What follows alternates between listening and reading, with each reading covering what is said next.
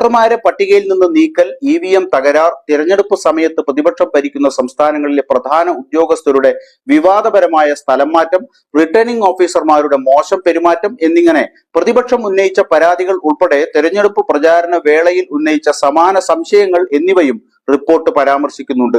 മുതിർന്ന റിട്ടയർഡ് ഉദ്യോഗസ്ഥ മേധാവി MG ദേവസഹായവും ആക്ടിവിസ്റ്റ് ഡോക്ടർ പ്യാരിലാൽ ഗാർഗും ചേർന്നാണ് VFD റിപ്പോർട്ട് തയ്യാറാക്കിയത്.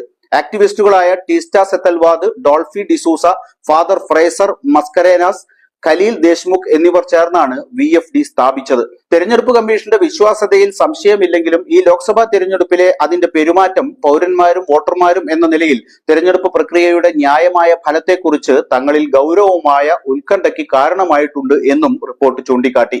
ജൂലൈ 22-ന് മുംബൈയിൽ റിപ്പോർട്ട് പുറത്തിറക്കുമ്പോൾ തെരഞ്ഞെടുപ്പ് സമയത്ത് ഉയർന്നു വന്ന എല്ലാ സംശയങ്ങൾക്കും ആരോപണങ്ങൾക്കും സ്വയംഭരണ മേൽനോട്ടത്തിൽ ഒരു സ്വതന്ത്ര അന്വേഷണം